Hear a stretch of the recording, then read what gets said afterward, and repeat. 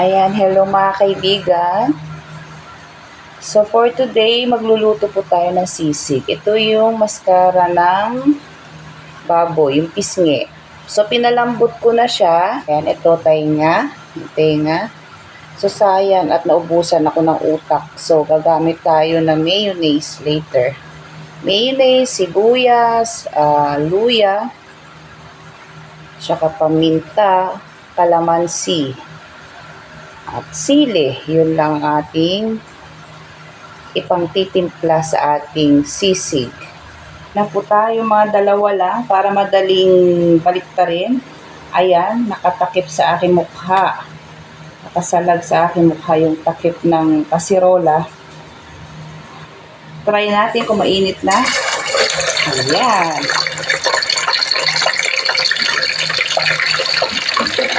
Tatakpan po natin kasi delikado yung mantika.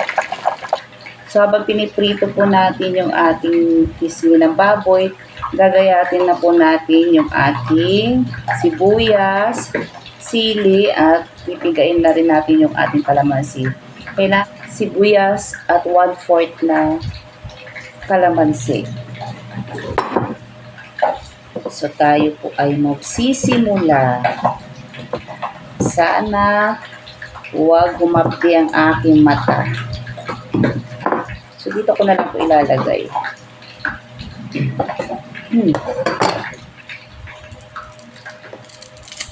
Mas masarap kasi pag maraming sibuyas at maraming luya.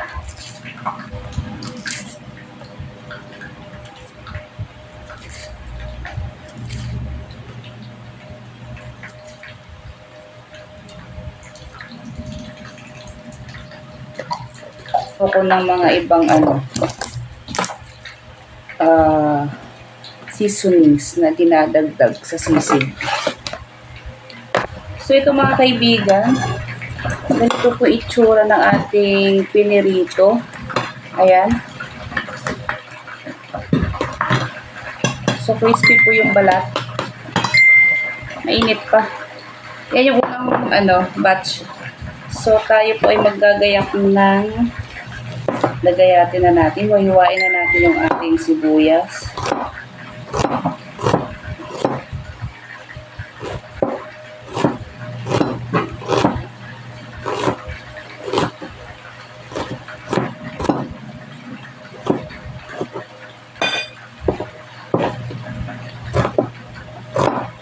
Hindi ko na pinakita yung pagbaliktad ko nung ating pinirito kasi nakakatakot kasi yung oil.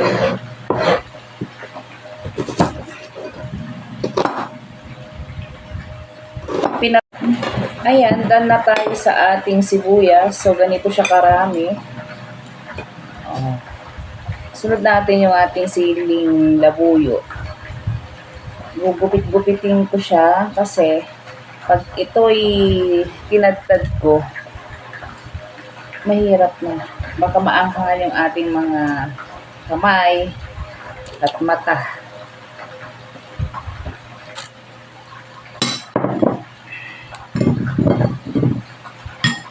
So, sunod natin si kalamansi. Para mamaya, yung paghiwa na lang ng baboy ang ating gagawin.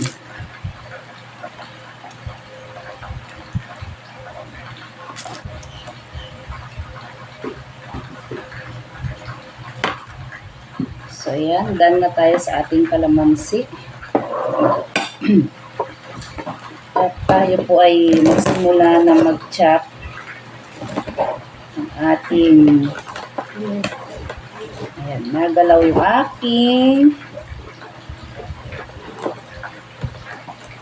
camera kasi po nakapatong sa lamesa.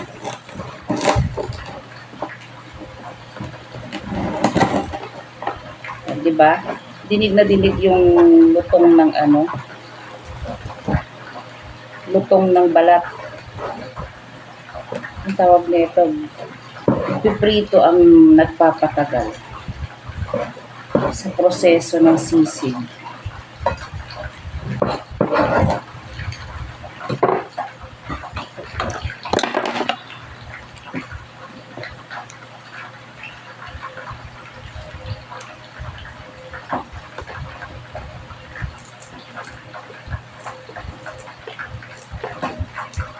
So, hiniwalay ko yung balat. Sa ganun, magupit-gupit natin. Total, malutong naman. Ayan. Shout out pala kay Bike Tayo. Ayan. Maraming salamat. Tsaka kay Anime Gamer or Anime World. Ayan. Shout out po sa inyo. At sa lahat ng Team Promote,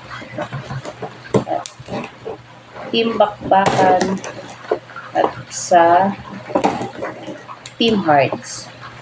Ayan. Magandang araw po sa inyong lahat.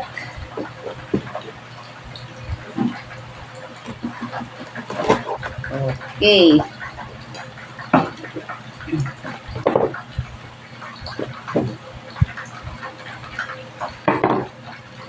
So, ito yung luya na binili ni Bunso. Oh my goodness. So, babalatan ko yan. Madaming luya. Gusto ko maraming luya. Ayan. So, yan po aking ilalagay. Lahat yan, ilalagay natin sa ating sisig. So, ito yung first batch, may second batch, hanggang third batch. So, ayan, mamaya na lang po mga kaibigan. Ito na mga kaibigan, naprito at nahiwa na po natin yung ating pisngi ng baboy. At ito yung ating mga ingredients or spices na ilalagay. Ang ating ginger, sili labuyo, at sibuyas. And then, calamansi juice. At gagamit po tayo ng 2 sachet ng mayonnaise. At syempre, asin at paminta. So, pinong paminta lang ating ilalagay. Imimix natin lahat dito. Ayan! Start na. Luya, sili, at ang ating sibuyas.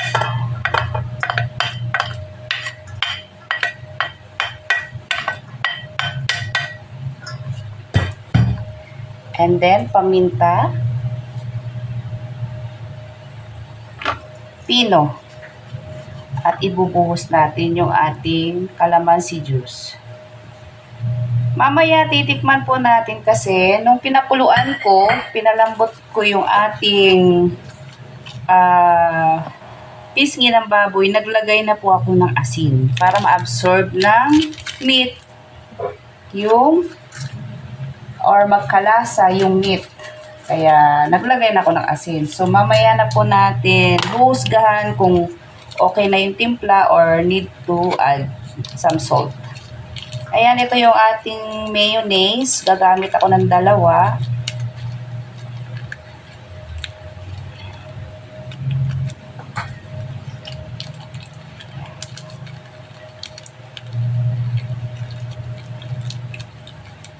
So, matrabaho lang yung pagpiprito at paghihiwa ng mga sangkap. So, i-mix natin.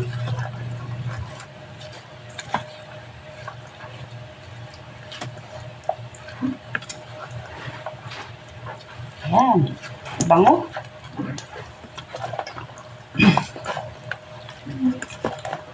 So, ganyan lang siya kadali magtimpla mga kaibigan ng sisig. And then, after this, ilalagay ko siya sa tub para ilagay sa ref. Para kung sino gustong kumain, magpainit lang. Yan, kung sino may gusto ng egg sa ibabaw bilang toppings, so bahala sila kung ano gusto ng mga bata. Pwede rin po ito pambaon. Lalo na yung aking panganay, nahilig din sa ganito. So yan, na-mix na po natin. At tayo po ay titikim kung tama lang yung lasa. Lutong.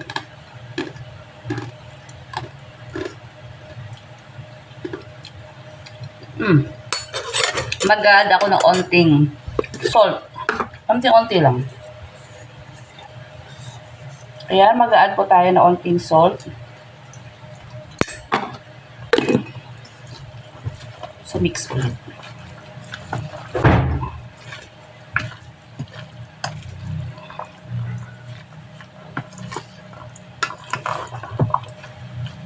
So, ayan na mga kaibigan, ang ating finished product for today.